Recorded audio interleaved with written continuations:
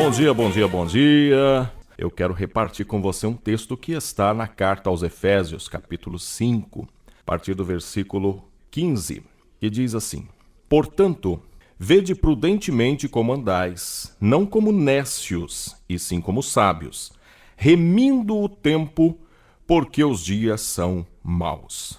E o versículo 17 diz: Por esta razão não vos torneis insensatos, mas procurai compreender qual a vontade do Senhor.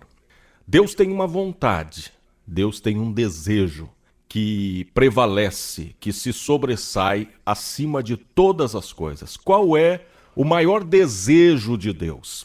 Paulo nos informa isso na carta a Timóteo, capítulo 2, versículo 4. O qual deseja que todo homem seja salvo e chegue ao pleno conhecimento da verdade. Esse é o desejo de Deus, porque Deus entregou seu Filho para morrer pela humanidade. Então existe um desejo no coração de Deus que é salvar toda a humanidade. O desejo de Deus é que todo homem seja salvo. E Deus vai usar a mim, a você, as pessoas a quem Ele chamou para sermos instrumentos de salvação. Para que nós vivamos de tal forma que nós possamos não apenas conhecer a Deus, não apenas experimentar Deus, mas poder anunciá-lo, poder transmiti-lo, poder contagiar pessoas com o nosso viver na presença de Deus. Agora, para que a gente possa fazer isso, nós precisamos ter atenção nas palavras do apóstolo Paulo quando ele diz: Portanto, vede prudentemente como andais, não como nécios e sim como sábios. Se fosse na linguagem de hoje, para facilitar, numa linguagem mais da rua, mais corriqueira, ele poderia dizer: não seja besta, não fique perdendo tempo, não gaste a sua vida com futilidades, com bobagens. Viva uma vida de forma sábia, seja esperto, não fique andando, gastando o seu tempo. Aliás, ele diz, remindo o tempo. Esse remindo o tempo, muitos de nós talvez vai pensar assim apenas no sentido da gente prestar atenção e não ficar gastando tempo com coisas que não são necessárias. Mas não é apenas você economizar o tempo, você valorizar o tempo. É você valorizar as oportunidades. E aqui eu trago uma mensagem direta para você que de alguma forma já foi levantado por Deus como um instrumento de anúncio do Evangelho. Eu estou falando com você que vai para o altar da igreja agora. Você, quando vai para aquele lugar, você não precisa simplesmente economizar o tempo na sua vida, fazendo de forma que você viva bem e que você tenha tempo para fazer mais coisas. Não, quando você vai para aquele altar, você deve ter aquele momento como um momento precioso, porque para que algumas pessoas se achegassem diante daquele altar, para que pessoas se assentassem naquela assembleia, houve guerra espiritual. O diabo fez de tudo para impedir as pessoas de chegarem até aquela igreja, se assentarem diante daquela assembleia, naquele altar, para ouvir a palavra de Deus, para ser ministrado por Deus. Então, houve uma grande guerra para que a pessoa não fosse. Deus proporcionou vitória para que aquelas pessoas chegassem até lá. Elas venceram grandes desafios para estar lá. E elas estando lá, você vai ficar enchendo linguiça.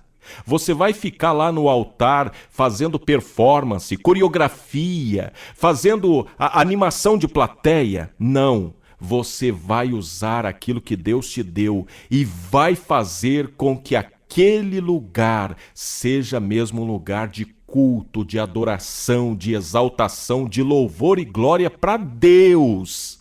Você vai aproveitar a oportunidade e dar o seu melhor. E tudo que fizer debaixo de um grande temor, sabendo que houve uma grande guerra para que aquela pessoa chegasse até ali. E isso eu estou falando não é só questão de igreja. Por exemplo, numa reunião de discipulado, numa reunião de oração, num grupo de oração, quando as pessoas se propuserem a se reunir em torno do nome de Jesus, aquele que tem a palavra, seja para cantar, para louvar, para pregar, ele deve se lembrar que aquele momento é um momento que a pessoa separou, as pessoas separaram para ouvir Deus, para estar diante de Deus e não diante de homens. E eu digo isso, meus amados, queridos irmãos e irmãs, porque lamentavelmente nas igrejas, nas reuniões de oração, em muitos lugares hoje, em todo o mundo, tem pessoas que às vezes desperdiçam tempo falando delas, falando de coisas concernentes à terra. E quando vê o tempo já passou, foram quase 2 horas, e aí o anúncio do evangelho não foi feito. E aí vai ser mais uma guerra, mais uma luta para novamente trazer aquelas pessoas à presença de Deus, para quem sabe alguém com bom senso, com temor de Deus, lhes anunciar a palavra, lhes anunciar o reino de Deus. Que nós possamos ter essa consciência de que as pessoas não simplesmente tropeçaram na porta de uma reunião de oração, caíram lá dentro e estão lá por acaso. Não. Deus tem um plano para salvar a humanidade. E Deus mobilizou céus e terra para as pessoas estarem lá diante da palavra de Deus. E que essa palavra seja pregada com temor e tremor, para que haja conversão, para que haja aproveitamento do tempo, que é algo que não tem para comprar em lugar nenhum na terra. Então, vede prudentemente como andais, não como necios, e sim como sábios, remindo o tempo, porque os dias são maus. Por esta razão, não vos tornei insensatos, mas procurai compreender qual a vontade do Senhor. A vontade do Senhor não é exaltar a mim, a você ou quem quer que seja. A vontade do Senhor é salvar a humanidade. E se eu e você temos essa oportunidade de sermos instrumentos nesse plano de salvação, que nós possamos fazer isso com excelência, porque esse é o mínimo que Deus merece. Que Deus te abençoe. O meu desejo é que hoje você possa aproveitar o tempo para se achegar diante de Deus. Um forte abraço, fique com Deus, estou indo com Ele também e eu volto na semana que vem.